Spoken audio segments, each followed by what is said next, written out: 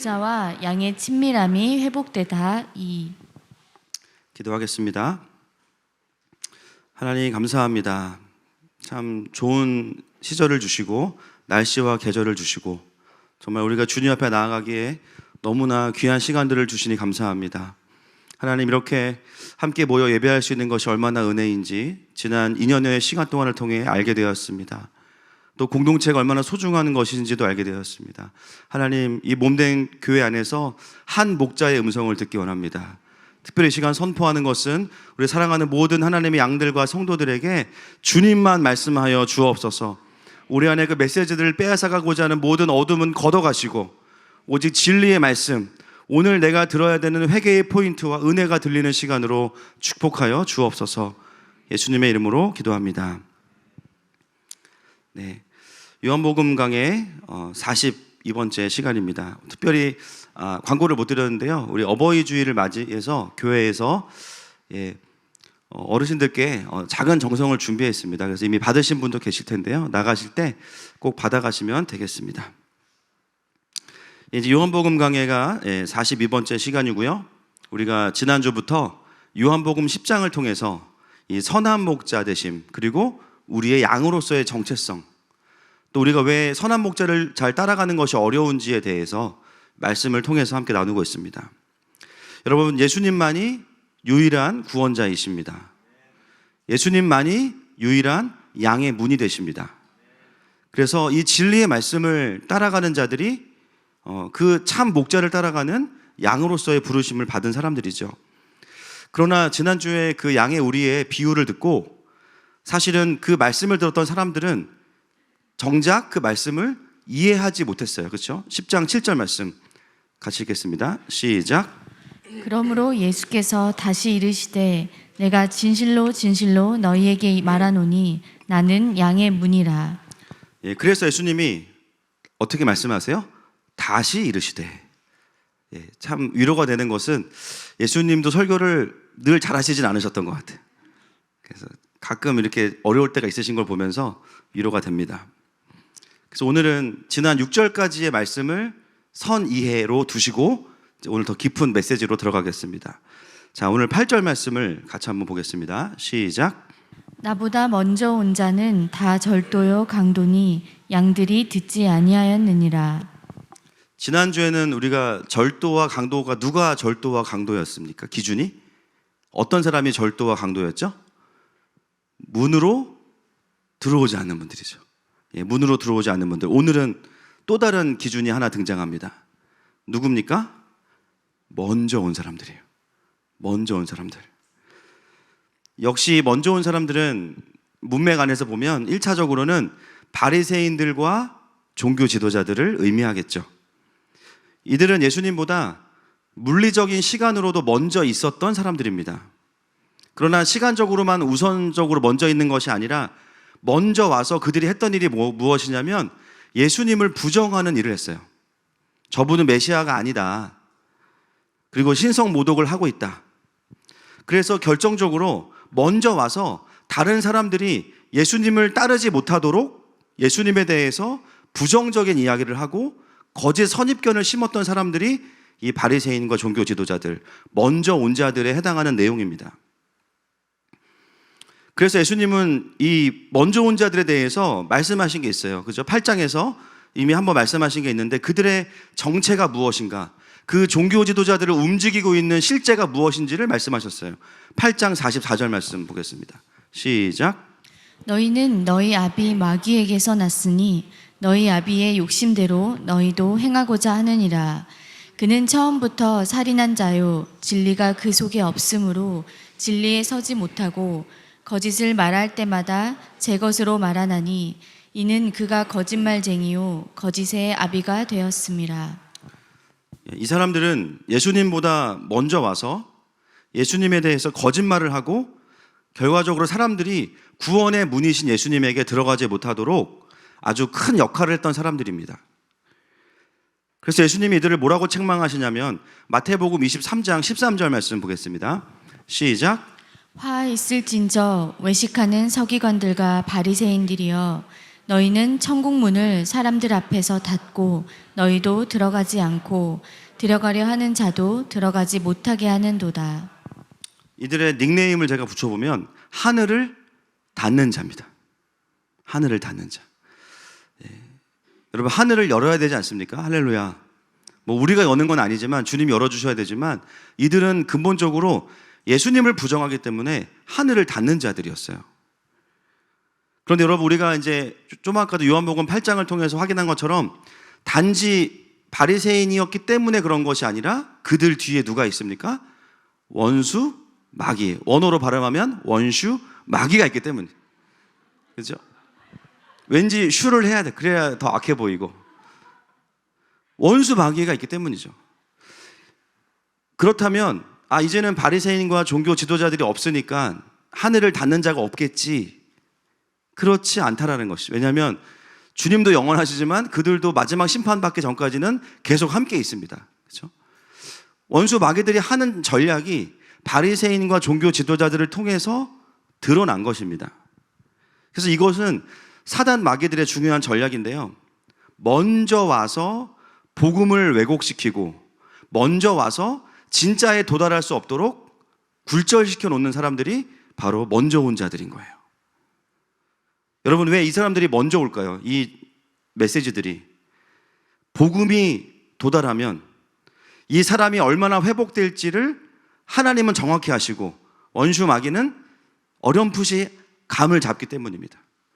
그리고 이 교회가 부흥하면 어떤 일이 일어나겠구나 하나님은 정확히 아시고 원수 마귀도 어느 정도는 알고 있습니다. 대대로 우상을 섬겨오고 무속에 몸담아왔던 가정 중에서 당대의 신앙을 갖는 사람이 나올 때 여러분 얼마나 큰 공격이 있겠습니까? 그 세대를 이어져 오던 그죠? 그 어둠을 끊어낼 수 있는 빛의 자녀들이 그 가정 가운데 거듭나면 할렐루야. 그걸 얼마나 원수들이 싫어하겠어요. 그러니까 회심을 할 것 같으면 엄청난 공격이 있습니다. 그래서 그들이 할 수 있는 일은 뭐냐면 먼저 오는 거예요. 먼저. 하나님의 때보다 먼저 와서 최대한 거짓말을 심어놓고 그리고 각자의 그 영역에서의 하늘을 닫아버립니다. 하나님을 못 만나도록 방해하는 거죠. 하늘을 닫으면 경배와 감사가 사라져요. 이게 이제 영적인 자폐로 들어가는 건데 그런 영역이 많아질수록 내 영은 굉장히 죽어갑니다. 그리고 하나님을 못 만나게 방해하고 하나님을 만나더라도 어떻게 하냐면 최대한 성령 충만할 수 없도록 여러 가지 장치를 해놓습니다. 그래서 어둠과 죄에 묶어두는 것이 먼저 온 자들의 목표예요. 그리고 복음과 반대되는 메시지들을 우리 안에 심어놓습니다. 그래서 이들은 절도요, 강도인 거예요.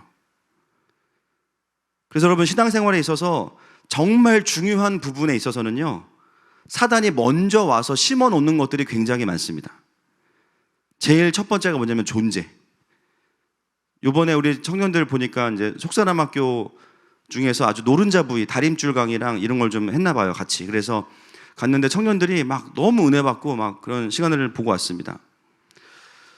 여러분, 우리가 그걸 통해서 뭘 깨닫냐면, 나에게 복음이 오기 전에, 예수님이 오기 전에 원수들이 다양한 루트를 통해서 내 존재 안에 깊은 어둠과 또 왜곡된 정체성을 심어놨다는 것을 우리는 발견하고 알게 됩니다.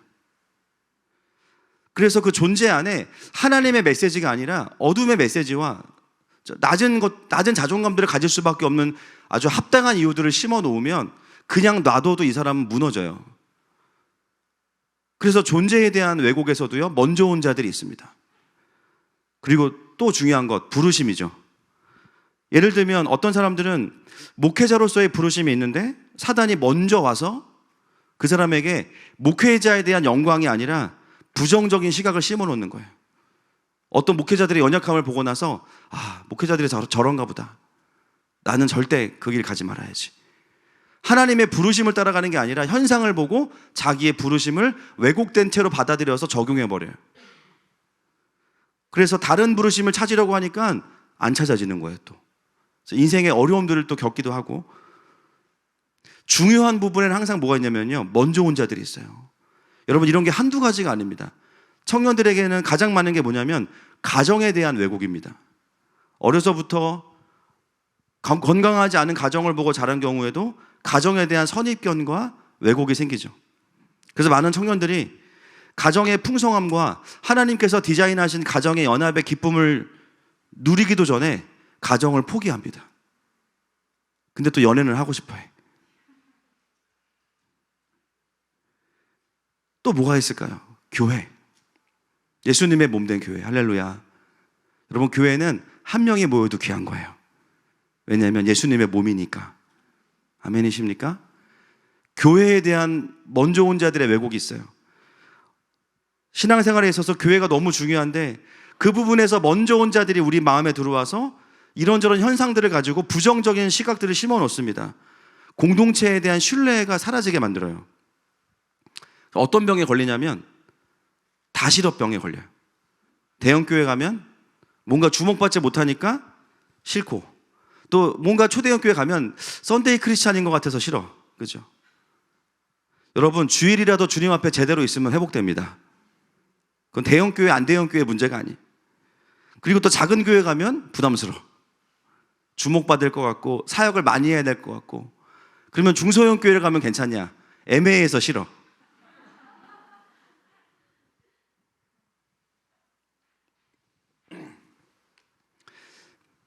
왜곡에 들어오면 이게 답이야, 진리와 영광이 있는 게 아니라 싫어만 있어. 싫어만.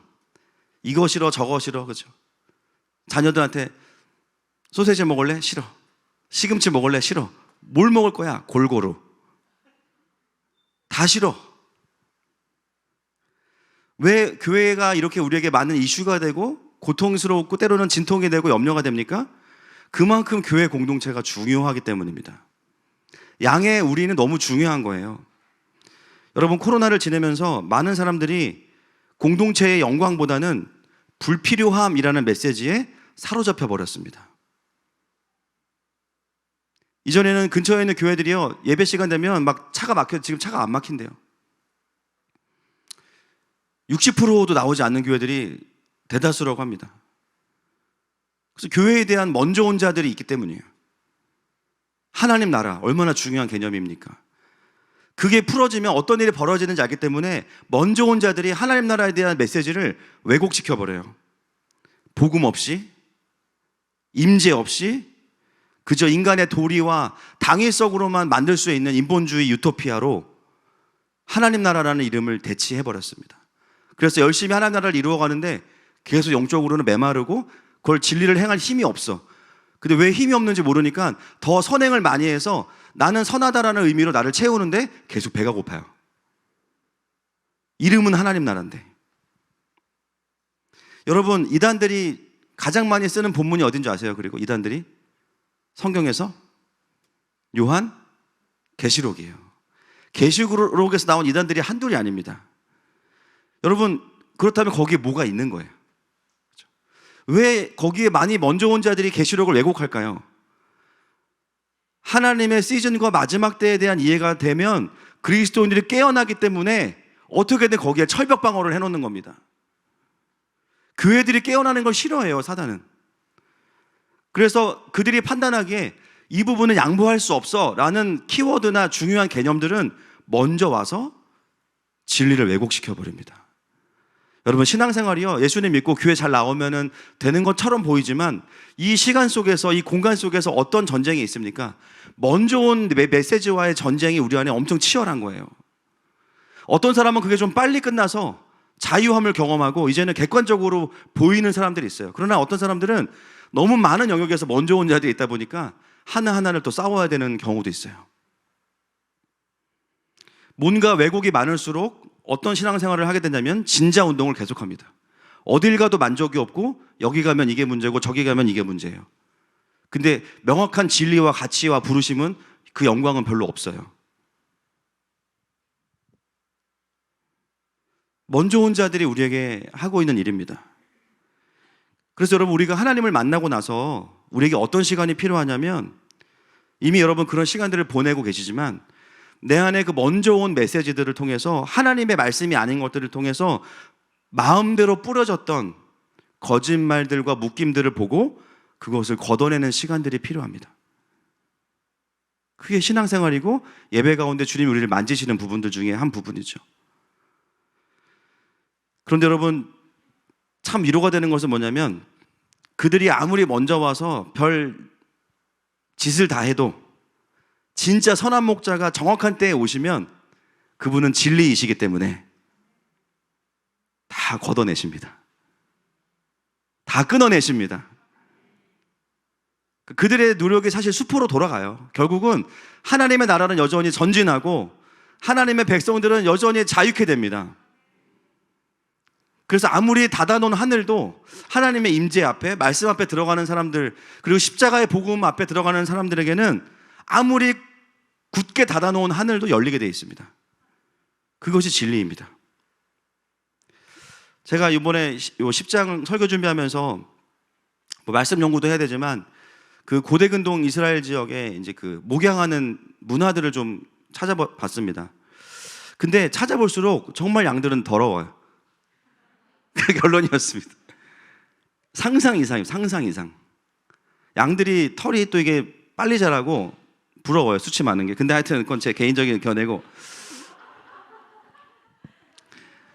털이 많고 뭐 꼬이니까 이 털을 제때 깎지 않으면 거기에 뭐가 생기는지 아세요? 구더기가 생겨요. 그리고 온갖 기생충이 다 와서 알을 까고 번식하기에 좋은 구조가 양의 이 털 구조라고 합니다. 그러니까는 조금만 털을 늦게 깎으면 그게 그냥 답답한 수준이 아니라 완전히 그냥 몸 전체가 그냥 독이 퍼져요. 또 뱀에게 잘 물리는 동물 1위, 그리고 먹지 말아야 될 풀을 먹었다가 식중독에 걸리는 동물 1위, 모든 게 1위예요. 그리고 여러분 정말 신기한 거 있습니다. 뭐냐면 양들도 우울증과 공황장애에 걸립니다. 양들 보면 약간 우울해 보이지 않아요, 여러분? 뭔가 우리 밖으로 뛰쳐나가고 싶고 절벽에서 막 뛰어내리고 싶어 하는 느낌도 있고, 멘탈이 유리 멘탈 거의 뭐 쿠쿠다스 수준입니다.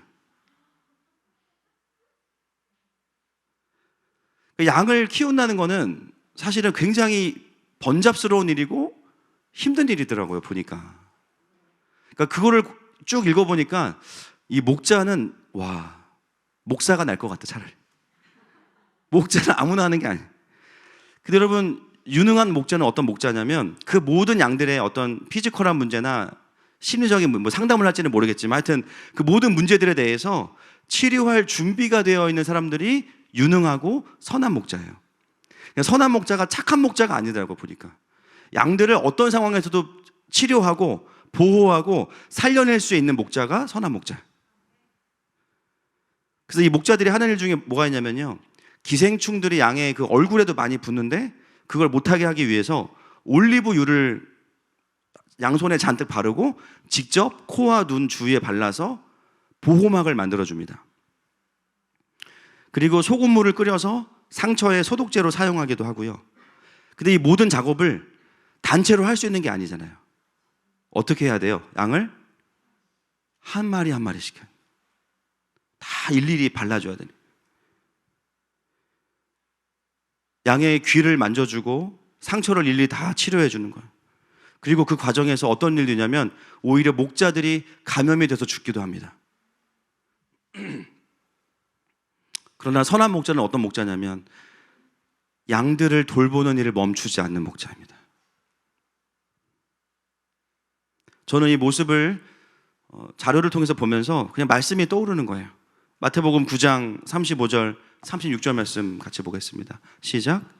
예수께서 모든 도시와 마을에 두루 다니사 그들의 회당에서 가르치시며 천국 복음을 전파하시며 모든 병과 모든 약한 것을 고치시니라. 무리를 보시고 불쌍히 여기시니 이는 그들이 목자 없는 양과 같이 고생하여 기진함이라.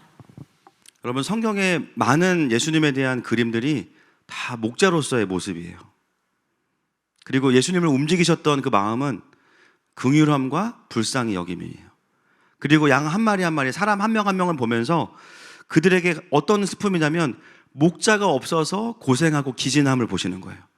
여러분, 우리 인생이 피곤한 이유는 간 때문이기도 하지만 목자가 없기 때문입니다. 아무리 사망의 음침한 골짜기로 갈지라도 두려움이 없는 이유는 무엇 때문입니까? 주께서 나와 함께 하시기 때문이에요. 우리 인생이 피곤하고 기진한 이유는 인생이 고달픈 것보다도 이 삶을 살아가는 동안 나에게 목자 되신 하나님이 없기 때문이에요. 그런 우리를 바라보면서 가장 안타까워하시는 분이 목자 되시는 예수님이십니다. 그리고 한 사람 한 사람을 성령의 기름을 부어서 만져주시고 또 상처들을 말씀으로만 고치시는 게 아니라 직접 손을 대셔서 싸매시고 고쳐주시고 때로는 침까지 뱉어주시는 분, 예수님이십니다. 마가복음 1장 40절, 41절, 42절까지 보겠습니다. 시작. 한 나병 환자가 예수께 와서 꿇어 엎드려 간구하여 이르되 원하시면 저를 깨끗하게 하실 수 있나이다. 예수께서 불쌍히 여기사 손을 내밀어 그에게 대시며 이르시되 내가 원하노니 깨끗함을 받으라 하시니 곧 나병이 그 사람에게서 떠나가고 깨끗하여진지라. 제가 어떤 부분을 말씀드리고 싶을까요? 손을 내밀어 그에게 대시며. 이 사람은 나병 환자입니다. 온몸이 썩어 있고요, 온몸이 고름으로 진물이 흐르고 있는 사람이에요. 예수님은 말씀으로 고치실 수 있어요. 그러나 예수님 어떻게 이 사람 치료하시냐면 손을 대신 거죠. 아무도 이 사람에게 손대지 않습니다. 발병한 이후로는. 이 사람의 손을 대면 부정하다고 이야기해요. 그러나 예수님 어떤 분이시냐면 손을 대셔서 고쳐주셨습니다. 영적으로는 부정하다고 평가받고 버림받은 그 인생, 육신으로는 온몸이 썩어가는 고름이 가득한 나병 환자, 그에게 예수님은 직접 스킨십을 하시면서 고쳐주셨습니다. 귀가 들리지 않는 자들에게는 귀에 손을 대서 고쳐주세요. 심지어 예수님은 자신을 감옥에 가두기 위해서 온 대제사장의 귀를 누가 자르죠? 말고의 귀를 베드로가 자르죠. 예수님이 직접 손을 대서 원수의 귀까지도 고쳐주셨어요. 여러분, 예수님께서 우리의 삶에 오셔서 하시는 일이 바로 이와 같으십니다. 먼저 온 자들이 와서 상하게 하고 죽게 하고 무너뜨려 놓고 망가뜨려 놓은 것들을 하나하나 손대서 고쳐주시고 세워주시는 분이 우리 예수님이십니다. 아무리 먼저 와서 우리를 많이 무너뜨려도 그분이 오시면 그분의 치유의 능력은 사단이 이길 수 없습니다. 여러분, 오늘도 이 예배 가운데 우리 주님께서 오셔서 저와 여러분을 터치하고 계십니다. 그의 손길이 닿는 곳은 우리의 슬픔과 고통이지만 그 손이 지나가고 나면 거기에는 치유와 감사와 소망과 경배의 열매가 맺힙니다. 그리고 닫힌 하늘이 열리게 됩니다. 그래서 이 먼저 온 자가요, 강도와 절도일 수밖에 없는 거예요. 그런데 오늘 말씀에 감사한 것은 뭐냐면 8절 보면 나보다 먼저 온 자는 절도요 강도니, 그 다음에 뭐라고 되어 있냐면 양들이 듣지 아니하였느니라 이렇게 되어 있습니다. 여러분, 이 본문은 좀 깊이 봐야 됩니다. 우리가 지난주에 봤던 메시지와 연결돼요. 여러분, 양들은 누구의 음성만 들어요? 왜 목자의 음성만 듣죠? 뭘 주니까? 밥 주니까. 맞아요. 목자의 음성만 듣습니다. 타인의 음성이 들리면 어떻게 반응하죠? 도망갑니다. 여러분, 복음이 아니라 종교의 영이나 아니면 율법에 묶여있던 지도자들의 메시지를 그동안 이 이스라엘 백성들은 듣고 왔어요. 차마 도망갈 수는 없지만 그들의 영은 그 안에 있으면서 깊은 의미에서는 만족이 없었어요. 영은 반항하고 있었어요. 영은 인정하지 않고 있었어요.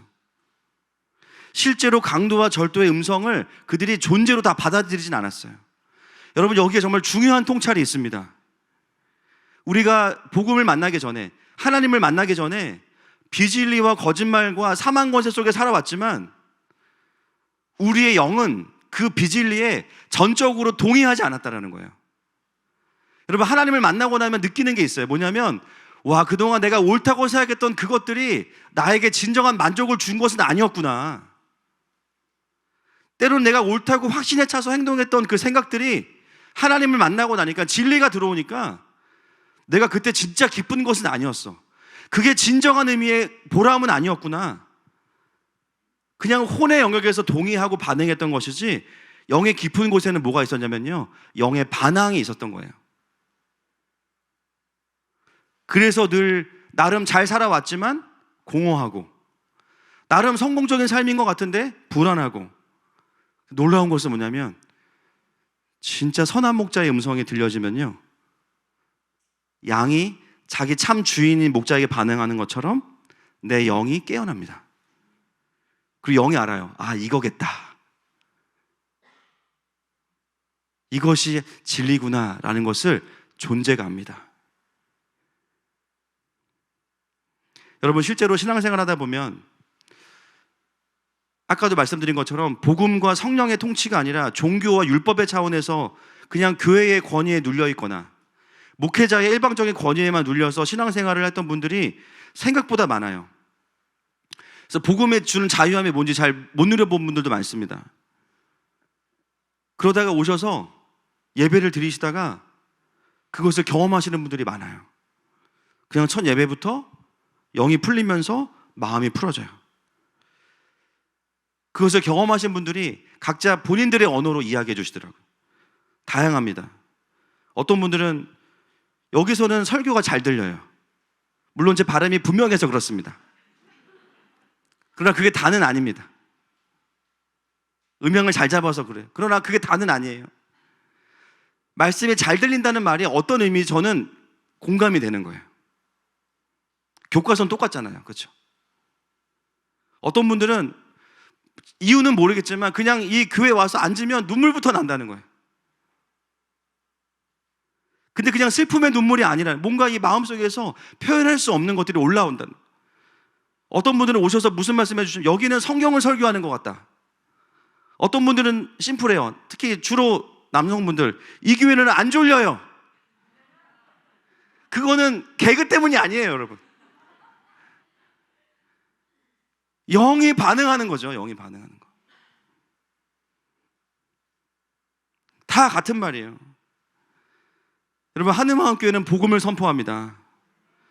사람을 설교하는 것이 아니라 선한 목자 되신 예수님을 전합니다. 그러면요, 깊은 영의 방황과 반항 가운데 있던 영이 그 복음이 선포되고 성령의 터치하심이 오면 그 거칠었던 영이 순하게 바뀌는 거예요. 이건 단순히 성품의 문제가 아닙니다. 거칠고 반항하던 영이 순한 양이 되는 거예요. 그냥 이 교회가 좋다 이런 의미가 아니라 여러분이 복음에 반응하신 거고 여러분의 영이 사람이 아니라 선한 목자 되시는 그 하나님의 임재에 반응하신 겁니다. 여러분, 오늘 예배를 통해서 먼저 온 자들, 우리 마음속에 숨어있던 것들이 다 드러나기를 선포합니다. 그리고 그 영역 가운데 선한 목자 되시는 주님의 음성과 손길이 터치되기를 축복합니다. 그래서 양들은 듣지 않는다는 거죠. 9절 말씀 넘어가겠습니다. 시작. 내가 문이니 누구든지 나로 말미암아 들어가면 구원을 받고 또는 들어가며 나오며 꼴을 얻으리라. 자, 9절에 보면 선한 목자의 음성을 따라가는 양들, 그리고 그 문으로 들어가는 자들이 두 가지를 누립니다. 첫 번째가 구원을 받고, 두 번째는 들어가며 나오며 꼴을 받습니다. 그분의 음성을 따라가면 배가 부른 거예요. 목자를 따라가면 배가 부른 거예요. 정상적인 신앙생활, 하나님의 말씀을 따라가는 신앙생활은요, 골고다의 언덕만이 아니에요. 그 영의 꼴이 채워지는 시간입니다. 영적인 채워짐이 있기 때문에 배우자를 사랑할 수 있고, 영적인 채워짐이 있기 때문에 그 고된 일터에서의 스트레스와 압박들을 견뎌낼 수 있는 거죠. 자녀들을 기다릴 수 있는 것이죠. 오늘도 우리가 모여서 주님을 기뻐하고 경배하고 그 음성에 우리 영이 반응하며 따라갈 때 우리의 영의 꼴이 채워질 줄로 믿습니다. 그래서 음성을 따라가는 삶은 뭔가 충성해야 되고 순교해야 되고 막 십자가를 내가 지고 가야 되고 그런 삶이 말하는 것은 아니라는 것이에요. 그것만 있는 게 아니라는 것이에요. 신명기 28장 2절부터 6절까지 보겠습니다. 시작. 내가 내 하나님 여호와의 말씀을 청종하면 이 모든 복이 내게 임하여 내게 이르리니 성읍에서도 복을 받고 들에서도 복을 받을 것이며 내 몸의 자녀와 내 토지의 소산과 내 짐승의 새끼와 소와 양의 새끼가 복을 받을 것이며 내 강주리와 떡 반죽 그릇이 복을 받을 것이며 내가 들어와도 복을 받고 나가도 복을 받을 것이니라. 아멘. 이게 이 말씀이죠. 들어와도 복을 받고 나가도 복을 받고. 이것은 하늘과 땅의 모든 복을 총괄해서 말씀하시는 것입니다. 여러분, 오늘도 이 하늘과 땅의 꼴이 채워지는 은혜가 넘치기를 축복합니다. 11절, 12절 넘어가겠습니다. 시작. 나는 선한 목자라. 선한 목자는 양들을 위하여 목숨을 버리거니와 삭구는 목자가 아니요 양도 제 양이 아니라 이리가 오는 것을 보면 양을 버리고 달아나나니 이리가 양을 물어가고 또 해치느니라. 네, 우리가 오늘 좀 다시 좀 0점 조정해야 되는 본문이 이 본문입니다. 예수님은 그러면서 선한 목자와 무엇을 비교하시죠? 삭군을 비교하세요. 여러분, 보통 우리가 이 본문에 대한 선입견이 또 있어요. 이 삭군이라 그러면 뭔가 되게 나쁜 사람이라는 이미지가 있어요. 그렇죠? 그래서 이 본문을 가지고 우리가 언제 주로 쓰냐면 목회자나 리더들을 판단할 때 많이 씁니다. 저 목사님은 딱 삭군이야. 저 목사님은 참 좋은 목자야. 여러분, 오늘 본문에 보면 평가가 있는 게 아니에요. 사실은 삭군은 그냥 삭군입니다. 여러분, 삭군을 요즘 단어로 바꾸면 뭐죠? 알바입니다. 알바예요. 알바. 그렇죠. 말 그대로 삭슬 받기 위해서 자신이 주어진 역할만 하는 사람이 삭군인 거예요. 그래서 12절에 뭐라 그러냐면 그들은 목자가 아니라고 이야기하시는 거예요. 이거는 나쁘다라는 표현이 아니라 원래 삭군은 그런 사람인 거예요. 그러니까 양도 자기 양이 아닌 거죠. 이거는 무책임이 아니라 사실입니다. 그냥. 그리고 이리가 온다고 하면 삭군이 목자가 아니니까 어떻게 해요? 시급 10,000원 벌려고 자기 목숨을 내어놓겠습니까? CU에 강도가 들어왔어요. 지금 총 들고 도망가겠죠. 지키는 게 쉽지 않을 거예요. 자기 목숨이 중요하니까 도망가는 게 상식이에요. 그래서 우리가 때로는 이 본문을 가지고 리더들이나 목회자들을 평가할 때가 있어요. 여러분, 저는 어떤 것 같으세요? 차마 대답을 못 하시겠습니까? 다들 막 이러고 사랑합니다. 그죠? 사자? 아니에요. 저 개인적으로 카톡을 주시면 제가, 물론 우리가 어떤 목회자나 리더들을 평가할 때 이 본문을 쓸 수도 있습니다. 그리고 실제로 그런 말이 나올 만한 이유가 있어요. 그죠? 어떤 목회자들은 다 그런 건 아니지만 목양에 관심이 없는 분들도 많잖아요. 그렇죠? 영혼의 어떤 아픔이나 어떤 삶에 대한 관심이 없는 분들도 많이 있다 보니까 그런 말이 나오는 건 충분히 이해가 됩니다. 근데 오늘 사실 이 본문을 통해서 요한이 말하고 싶은 것은 어떤 리더나 목회자를 평가하는 기준으로 이 말씀을 적어놓은 거 아니라는 거예요. 핵심은 뭐냐? 예수님이 선한 목자시라는 거예요. 누구도 예수님을 대신할 수 있는 선한 목자는 없다는 겁니다. 저는 개인적으로 이제 목사로서의 부르심이 있지만 물론 저 역할 속에도 목자의 역할도 있습니다. 그러나 예수님이 베드로에게 내 양을 먹이라 이렇게 말씀하셨던 것도 있고, 그러나 유일한 선한 목자는 예수님이시고요. 저의 정체성은 그 양의 무리가 갈 때 보면 누가 있냐면 무리 곁에 있는 다른 동물이 있어요. 네. 견이라고 해주십시오.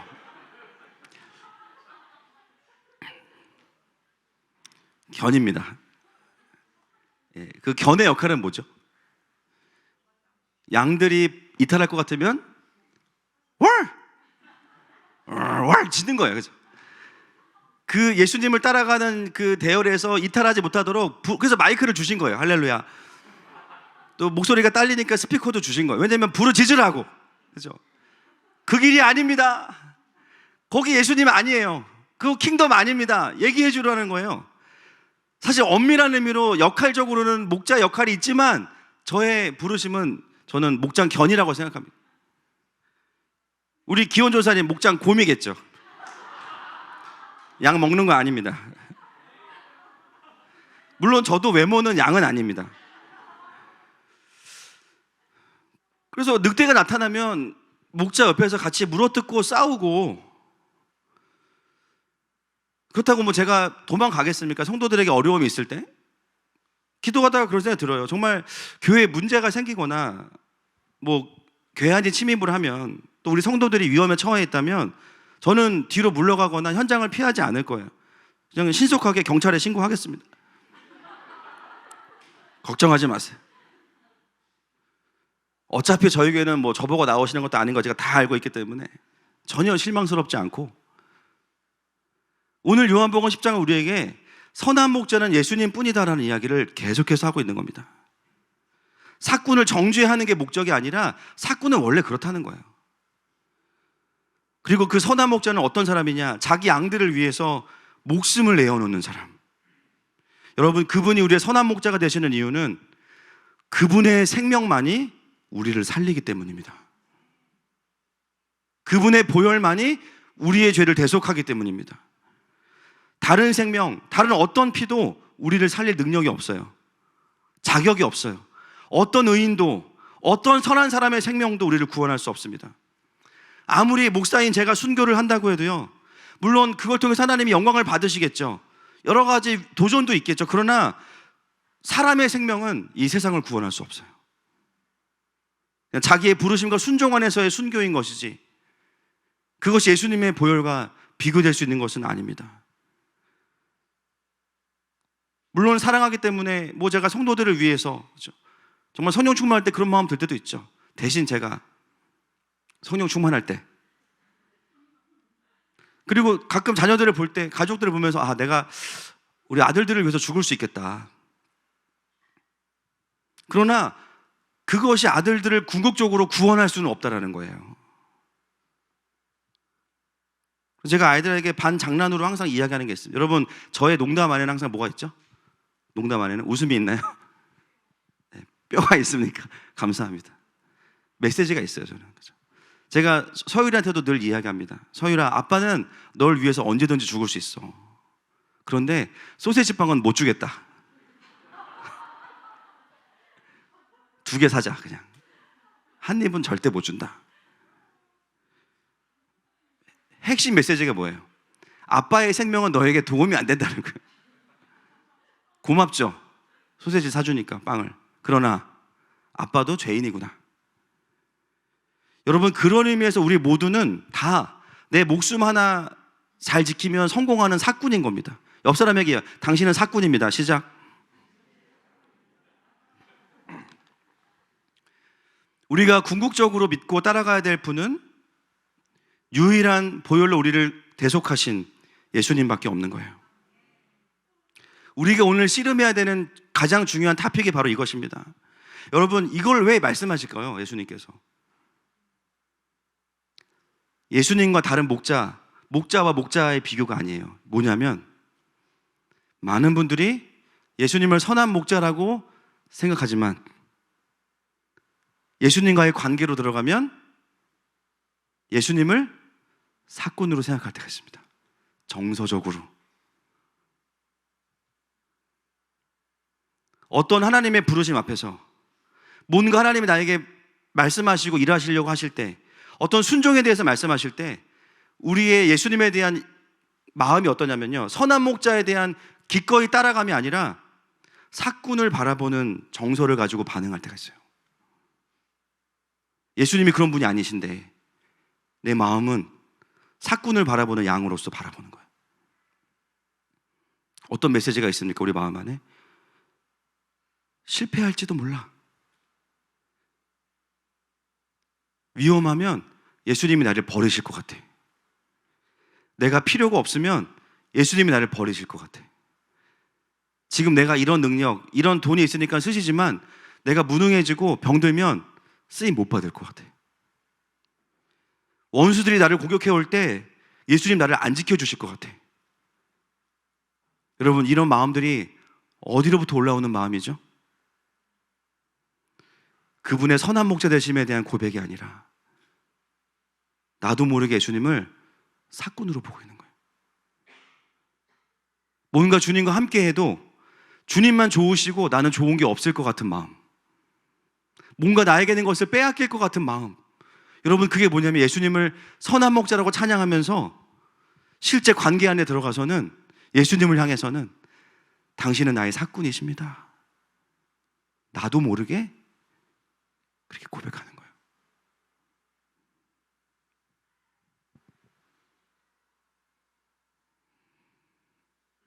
왜 예수님을 따라가는 게 어려울까요? 일이 많아서입니까? 두려움 때문입니까?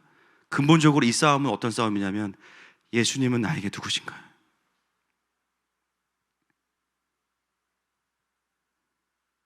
먼저 온 자들이 심어놓은 그 불신들 때문에 선한 목자이신 예수님마저도 내가 확인해 봐야 되고 테스트해 봐야 되고 나를 설득시키셔야 되는 분, 어쩌면 사꾼보다 더 못한 분으로 예수님을 바라볼 때가 있습니다. 여러분, 그분은 선한 목자이십니다. 로마서 8장 32절 말씀을 같이 한번 읽어보겠습니다. 시작. 자기 아들을 아끼지 아니하시고 우리 모든 사람을 위하여 내주시니가 어찌 그 아들과 함께 모든 것을 우리에게 주시지 아니하겠느냐. 아멘. 그 선한 목자의 지팡이가 십자가인 거예요. 자기 아들을 내어주셨잖아요. 전부를 주신 겁니다. 그걸로 모든 계약이 끝난 거예요. 그러면 때로는 하나님을 따라가면서 겪는 고통마저도 우리는 선함으로 받을 수 있어야 됩니다. 할렐루야. 이해되지 않을지라도 하나님의 선함으로 받을 수 있어야 됩니다. 그게 선한 목자 되신 주님을 선한 목자로 대우해 드리는 것이죠. 요한복음 10장 15절 말씀 보겠습니다. 시작. 아버지께서 나를 아시고 내가 아버지를 아는 것 같이니 나는 양을 위하여 목숨을 버리노라. 아멘. 아버지께서 나를 아시고 내가 아버지를 아는 것 같으니 그만큼 우리를 양으로 이해하신다는 거예요. 자녀로서 바라보시는 거죠. 아들을 아시는 것과 같이, 내가 아버지를 아는 것과 같이 내가 내 양들을 알고 돌본다. 그래서 우리는 두 가지인 거예요. 양이면서 아들이고 양이면서 딸이에요. 합쳐서 뭡니까? 양아들, 양딸. 양자의 영을 받았으니까. 할렐루야. 이중적인, 이거 집에 가서 나중에 이제 주무실 때 빵 터지실 겁니다. 양아들과 양딸인 거예요. 결국 내 안에 이 불안과 두려움은 다른 것으로 해결될 수 없습니다. 무엇으로 해결되냐? 내가 믿고 따르는 그분이 누구인가? 그 고백 앞에 설 때에만 해결될 겁니다. 그분은 사꾼이 아니요, 위험에 처하면 도망가고 나를 이용하고 버리는 분이 아니요, 그분은 나를 위해 목숨을 버리시는 선한 목자이십니다. 여러분, 우리 안에 불안함과 두려움이 있다면 여러분 오늘 잘 오셨어요. 여러분, 이 시대는 불안함과 두려움의 시대입니다. 전염병과 불확실성, 나의 완벽한 준비와 대비함으로 인해서 불확실함과 두려움을 이길 수 없을 거예요. 왜냐하면 두려움은 내 안에서 생기는 것이니까. 대비를 하고 나면 또 다른 게 두렵고, 이거를 대비하면 또 다른 게 두렵고요. 아무리 외적인 환경을 우리가 완벽하게 통제해도 두려움은 여기서 생기기 때문에 끝도 없습니다. 여러분, 자녀들을 키우면서 마음이 어떠세요? 평안하십니까? 평안할 때도 있어요. 자는 거 볼 때. 그 외에는 계속 불안해. 얘를 어떻게 키워야 되지 대체? 어떻게 얘를 정말 하나님의 그 뜻대로 키우고 싶은데 어떻게 키워야 되지? 끝도 없이 불안합니다. 여러분, 진짜 안정감과 평강은 선한 목자 되시는 예수님을 쫓아갈 때에만 있는 거예요. 그분을 딱 붙어서 쫓아가는 양들에게만 있는 겁니다. 그래서 우리가 점검하고 회복해야 되는 것은 뭐냐면, 예수님은 나에게 누구신가요? 교리적으로 대답하는 것이 아니라 내 삶의 상황 속에서 지금 내가 예수님의 음성 앞에서 내가 그분을 정말 사꾼이 아닌 나를 위해 목숨을 버리시기 때문에 모든 걸 던질 수 있는 선한 목자로 내가 신뢰하고 있는가? 그게 우리의 신앙 고백 아닙니까? 쫓아가면서도 불안하고 의심하고 염려하고 그분을 계속 우리가 시험해야 된다면 나에게 그분이 누구신지를 다시 한번 돌아보라고 말씀하시는 거예요. 그 선한 목자이신 예수님의 마음이 오늘 어디에 있는지 결론에 등장합니다. 16절 말씀 보겠습니다. 시작. 또 이 우리에 들지 아니한 다른 양들이 내게 있어 내가 인도하여야 할 터이니 그들도 내 음성을 듣고 한 무리가 되어 한 목자에게 있으리라. 예수님의 마음이 어디에 있냐면 우리에 들지 아니한 잃어버린 양들에게 있습니다. 선한 목자의 결론은 여기로 가요. 여기서 그 잃어버린 양, 그리고 그 양들에 대한 예수님의 마음의 기준이 뭐냐면 회복의 지점은 한 목자의 음성을 듣고 그 목자에게로 와 있어야 되는 거죠. 여러분, 이게 사역입니다. 사역은 복잡한 게 아니에요. 영혼들을 예수님께 붙여놓는 겁니다. 교회를 막 키우는 것도 아니에요. 많이 모여서 예수님과 떨어져 있다, 진짜 불행한 겁니다. 등록과 출석이 기준이 돼서는 안 되고요. 가장 본질은 뭐냐면 동일한 목자의 음성 가운데 함께 가고 있는가가 더 중요한 기준이에요. 물론 교회를 와야 음성을 들을 수 있겠죠. 그렇죠? 그러나 더 본질적인 기준, 같은 한 목자의 음성, 선한 목자의 음성을 들으면서 함께 가는 것이 교회이고 하나님의 나라이고 공동체입니다. 그래서 우리가 해야 되는 사역은 단순히 전도를 많이 한다의 개념으로는 설명될 수 없는 거예요. 본질은 잃은 양을 찾는 거예요. 잃은 양. 한 번도 교회를 와보지 않고 한 번도 복음을 듣지 못한 영혼들도 하나님 입장에서는 누구일까요? 잃은 양입니다. 잃은 양이죠. 하나님 마음 안에 있다가 이 땅에 나온 거니까 잃은 양이고, 또 교회에 오랫동안 나오지 않은 사람들도 잃은 양이에요. 그래서 이거는 교회들이 잘합니다. 그죠? 저희 성도들도 지금 가장 많이 애쓰는 부분이, 그죠? 목장에서 어떻게 하면은 지금 코로나 전국 이후에, 물론 교회를 안 왔다고 해서 다 잃은 양은 아니겠지만 어떻게 하면 같이 예배할 수, 엄청 지금 에너지 쓰고 계시죠. 저도 보니까 아예 처음으로 신앙생활 하려고 오신 분들을 케어하는 것과 한번 잃어버린 바 된 분들을 케어하는 것은 완전히 게임과 에너지가 다릅니다. 오랫동안 상담해야 되고 같이 기도해야 되고 회복해야 되는 지점들이 많아요.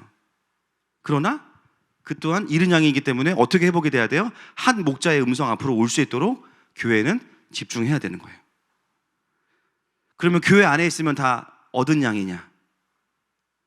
기준이 뭐라 그랬어요? 한 목자의 음성을 듣고 있는 거잖아요. 여러분, 우리가 함께 이 공간 안에 예배하고 있지만 저는 몰라, 이 중에도 잃은 양이 있을 수 있어요. 지금 설교를 제가 몇 주째 했는데 하나님의 음성을 듣고 있는 게 아니라 대광사에 보이차 언제 먹으러 가지? 말씀은 하나도 없어. 대광사가 좋다더니 이세가 잃은 양입니다. 많이 잃은 양이에요. 함께 예배하지만 한 목자의 음성을 듣고 있지 않다면 잃은 양이에요. 여러분, 기준을 말씀에 둔다면 우리의 사역은 굉장히 디테일해질 수밖에 없습니다. 처음 교회를 와서 복음을 들어야 되는 사람들에게도 그에 합당한 사역을 해야 되고, 함께 목장에서 공동체로 함께 가면서도 하나님의 마음을 받아내기보다는 먼저 온 자들에게 여전히 공격 가운데 있는 분들이 있다면 그들을 회복시키는 것도 사역이 돼야 됩니다. 할렐루야. 코로나 이후에 교회에 오지 못하는 분들을 돌아보는 것도 잃은 양을 찾는 거예요. 목표는 어디냐? 한 목자에게 와서 함께 가고 있음을 느끼는 그 지점까지 오게 하는 거. 하나님의 방법으로. 어제 청년부 수련회 잠깐 들렸는데 정말 물리적으로 잃은 양들이 많이 와 있더라고요. 청년들이 이번에 정말 기도하면서 많이 수고한 것 같아요. 정말. 갔는데 분위기도 너무 좋고, 물론 이제 저녁에 이제 고기 구워 먹을 때 가서 그런 것도 있겠지만 너무 분위기 좋고, 오랜만에 온 청년들 진짜 외모는 양이 아니지만 정말 이런 양이 많았어요. 리더들이 열심히 기도하고 챙겨서 다 데려온 거예요, 공동체로. 그리고 그 중에는 또 10%가 북한에서 온 우리 가족들이에요. 또 청년들 10%나 50%가 되기를 축복합니다. 이미 하늘마음교회 청년부는 통일 공동체입니다. 심지어 외모로 봤을 때는요, 구분이 안 가요. 훨씬 더 세련되고. 일단 화장하는 것으로 좀 배울 필요가 있어요. 너무 감사한 거예요. 한 지체가 저한테 그러더라고요. 청년이 저한테, 목사님, 원래는 교회를 이제 안 다니려고 했는데 수련회 와서 마음을 고쳐 먹었습니다. 다시 교회를 나오기로 했습니다. 그리고 정말 오랜만에 공동체에 와서 예배하고 회복하고 공동체를 누리는 친구들이 많이 보였습니다. 여러분, 우리의 사역의 돋보기가 좀 디테일해질 필요가 있습니다. 그냥 안 나온 사람들 강제로 데려오는 게 핵심이 아니라 누구에게 연결시켜야 돼요? 예수님께. 교회 왔다고 안심하지 마시고 예배 때 은혜 받는지 안 받는지를 보셔야 됩니다. 그 은혜가 사람의 말이 아니라 말씀에 반응하는지 안 하는지를 보셔야 됩니다. 그래야만 안심인 거예요. 어쩌면 말씀을 들으면서 어머, 내가 잃은 양이었네. 주님이 은혜를 주실 줄 믿습니다. 다시 목자의 음성이 회복될지어다. 여러분, 하늘마음교회는 그렇게 시작된 교회입니다. 제가 부목사로 사역하던 교회에서 저녁 기도회가 있었는데요, 저녁 기도회가 사람들이 많이 안 와요. 근데 어느 날 저녁 기도회는 정말 아무도 안 왔습니다. 그리고 담임 목사님도 그 당시에 제가 섬기던 목사님도 해외로 나가시고 제 밑에 있던 강두사님이 설교하시는 날인데 회중이 본당에 저밖에 없었어요. 그러니까 제가 어떤 마음이 들겠어요? 오늘은 나를 위한 설교다. 그냥 표적이 나밖에 없으니까. 그리고 말씀을 듣기 시작했는데 레위기 25장 근처를 설교했던 것 같습니다. 안식년과 희년에 대한 설교였어요. 여러분, 희년은 토지제도를 말하는 게 핵심이 아니에요. 알고 계시죠?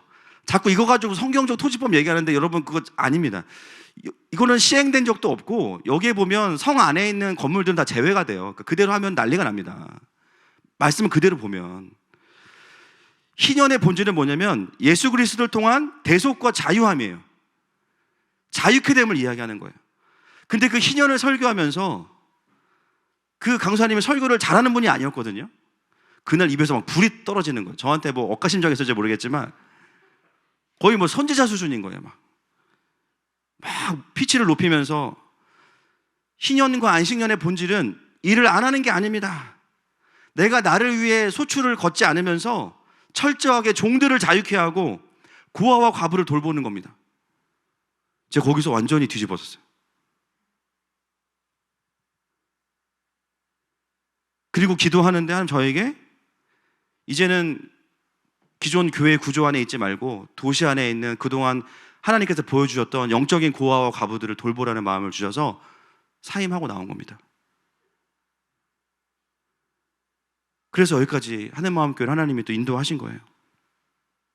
하늘마음교회, 어떤 교회입니까? 목자 되시는 그분의 마음을 따라가는 교회입니다. 우리 안에 있지 않은, 우리 안에 있지 않은 잃어버린 양들을 바라보고 그들을 아버지께로 데리고 올 수 있는 교회. 도시 안에 영적인 고아와 과부들, 이들의 공통점은 아비와 남편이 없는 거고요. 오늘 본문을 가지고 다시 정의하면 목자가 없어서 고생하고 기진하는 사람들입니다. 그리고 모든 세대와 모든 영역에게 하나님 나라의 킹덤의 원리를 풀어라. 그것이 저희 교회의 시작이고 마지막이 될 겁니다. 여러분, 하늘마음교회가 새롭게 거듭나는 자들을 축복할 뿐만 아니라 이 도시 안에 공동체 안에 잃어버린 자들을 다시 회복하고 아버지께로 인도하는 교회가 되기를 선포하고 축복합니다. 에스겔서 말씀 읽고 같이 기도하겠습니다. 찬양팀 나와주시고요. 에스겔 34장 5절부터 읽겠습니다. 시작. 목자가 없으므로 그것들이 흩어지고 흩어져서 모든 들짐승의 밥이 되었도다. 내 양떼가 높은 산과 높은 맷뿌리에마다 유리되었고 내 양떼가 온 지면에 흩어졌으되 찾고 찾는 자가 없었도다. 그러므로 목자들아, 여호와의 말씀을 들을지어다. 주 여호와의 말씀에 내가 나의 삶을 두고 맹세하노라. 내 양떼가 노략거리가 되고 모든 들짐승의 밥이 된 것은 목자가 없기 때문이라. 내 목자들이 내 양을 찾지 아니하고 자기만 먹이고 내 양떼를 먹이지 아니하였도다. 그러므로 너희 목자들아, 여호와의 말씀을 들을지어다. 주 여호와께서 이같이 말씀하시되 내가 목자들을 대적하여 내 양떼를 그들의 손에서 찾으리니 목자들이 양을 먹이지 못할 뿐 아니라 그들이 다시는 자기도 먹이지 못할지라. 내가 내 양을 그들의 입에서 건져내어서 다시는 그 먹이가 되지 아니하게 하리라. 주 여호와께서 이같이 말씀하셨느니라. 나 곧 내가 내 양을 찾고 찾되 목자가 양 가운데에 있는 날에 양이 흩어졌으면 그 때를 찾는 것 같이 내가 내 양을 찾아서 흐리고 캄캄한 날에 그 흩어진 모든 곳에서 그것들을 건져낼지라. 아멘. 오늘 주님이 우리에게, 오늘도 우리에게 유일하고 진짜 목자로 다가오셨습니다. 오늘도 우리 안에 있는 그 먼저 온 비질리들, 사망 권세들을 깨뜨리시는 분, 그분은 선한 목자이시면서 유다의 사자이십니다. 절대로 자기 양들을 빼앗기지 않는 분들이십니다. 오늘 우리의 소망이 되시는 그분을 선포하고 함께 이 시간 기도하기 원하는데요, 함께 이 찬양으로 우리의 유일한 소망 되시고 유다의 사자가 되시는 그분을 경배하십시다.